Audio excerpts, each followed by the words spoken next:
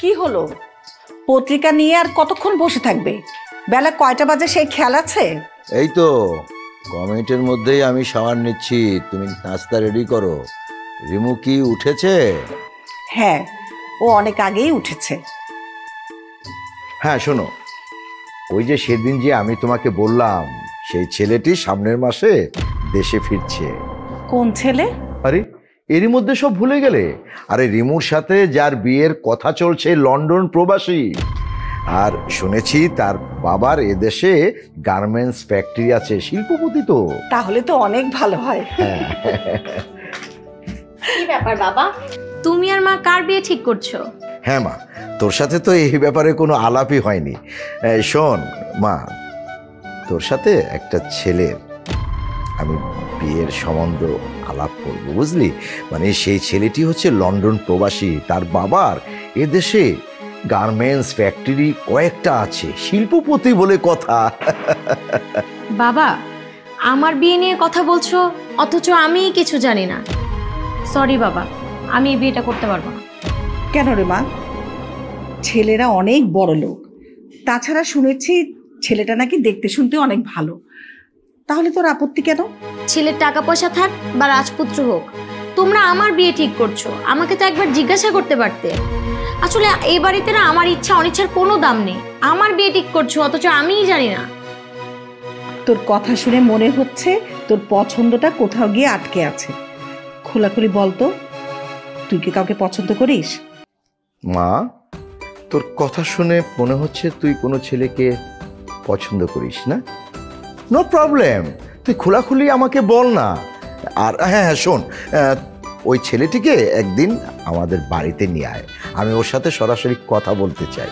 Thank you বাবা, আমাকে আমার পছন্দের কথা জিজ্ঞাসা করার জন্য। বাবা দেখো তো কয়টা বাজে। বাজে তো 9টা বাজতে এখনো 5 মিনিট বাকি আছে। কেন রে মা, তোর কি কোথাও যাওয়ার কোনো প্রোগ্রাম আছে নাকি? একটু পরেই বুঝতে পারবে। আসসালামু আলাইকুম। ওয়ালাইকুম আসসালাম। Hello uncle, hello aunty. এই তুমি কে? আর তুমি সরাসরি আমাদের বাড়িতে একেবারে ড্রয়িং রুম পর্যন্ত ঢুকলে। এই তুমি আসার সময় কি কোনো সিকিউরিটি তোমাকে বাধা দেয়নি? বাবা, সিকিউরিটি কেন ওকে আটকাবে? ওকে আমি আসতে বলেছি। আর তাছাড়া আমি গার্ডকে আগেই বলে রেখেছিলাম। বাবা, একটু আগে তুমি বললে না আমার কোনো পছন্দ আছে কিনা? এটাই হচ্ছে আমার পছন্দের মানুষ। তোমরা যদি আমার বিয়ে দিতে চাও তাহলে আমি একেই বিয়ে করব। এর সাথে বিয়ের কথা বলো। জি, আমি আরিয়ান চৌধুরী। মানে অনেক ব্যবসা বাণিজ্য নিয়ে ব্যস্ত থাকি, তো আসলে সময় হয়ে ওঠে না যে আপনার সাথে দেখা করব। যদিও রিমু আমাকে অনেকবার বলেছিল আপনার সাথে দেখা করার জন্য, কিন্তু আসলে সময় হয়ে ওঠেনি। যাই হোক, এখন ওই সবচেয়ে গুরুত্বপূর্ণ বিষয় হলো রিমুকে আপনাদের আপত্তি যদি না থাকে আমি বিয়ে করতে চাই। তা বাবা তুমি কি করো? মানে কিসের বিজনেস করো?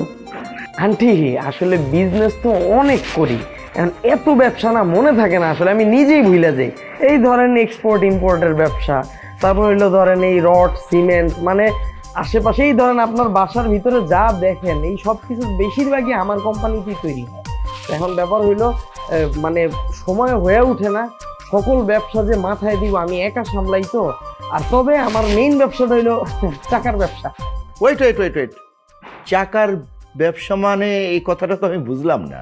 চাকা মানে গাড়ির ব্যবসা বলতেছিলাম।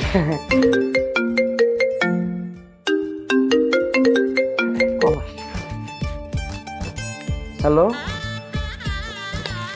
এই তোমাদেরকে আমি কেন কাজে রাখি, কেন বেতন দিই আমার একটু বলো তো।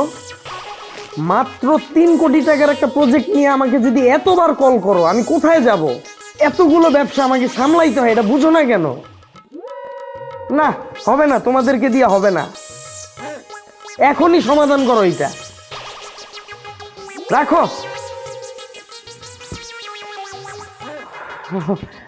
সরি আঙ্কেল, সরি আন্টি, আসলে এত ব্যবসা, সারাদিন ফোন।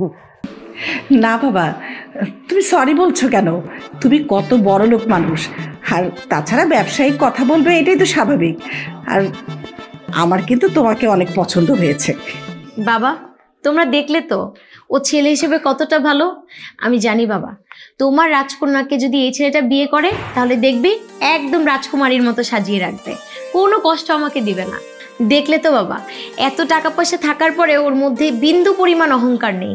কত ভালো ছেলে, তাই না বাবা? বাবা, তোমরা তো আমার জন্য এরকমই ছেলে খুঁজছিলে, তাহলে ওর সঙ্গে আমার বিয়ে দাও না। আমার ছেলেটা কত ভালো মন্দ সেটা তো আমরা যাচাই করবই। তার আগে তো আমি একটু ওর বাবার সাথে তো একটু কথা বলতে হবে না? আচ্ছা ইয়ং ম্যান, তোমার বাবাকে একটু ফোন দাও, তোমার বাবার সাথে আমি সরাসরি কথা বলতে চাই। হ্যাঁ, আরে ফোন তো পকেটে আরেকটা। হ্যালো, আরে ভাই তগরে কয়বার বুঝামু রে ভাই, এইভাবে হয়? সামান্য 5 লক্ষ টাকা মসজিদে দান করবা, এটার জন্য কি আমাকে? না না না, আচ্ছা আমি এখনই আসতেছি, থাকো। আঙ্কেল আসসালামু আলাইকুম, আসতেছি তো। হ্যাঁ থাকো। কিরে তুই কেমন ছেলে আনলি? কথা শেষ না করেই ছেলেটি চলে গেল। তুমি সব কিছু নেই বাড়াবাড়ি করো। ছেলেটা দেখছো না কত বড় ব্যবসায়ী, ওর তো কাজ থাকতেই পারে, আবার হয়তো পরে এসে আমাদের সাথে কথা বলবে। তুমি তো টেনশন করছো কেন? বাবা, মা একদম ঠিকই বলেছে। ও সারাক্ষণ এত ব্যস্ত থাকে না, আমি যখন ওকে কল করি দেখি সারাক্ষণ ওয়েটিংয়ে থাকে। ওর অনেক বড় বড় বিজনেস বাবা, আর তাছাড়া ওর বাবা মা সবাই বিদেশে থাকে। আচ্ছা আচ্ছা ঠিক আছে, যাও এখন নাস্তা রেডি করো, আমাকে একটু একা থাকতে দাও, যাও।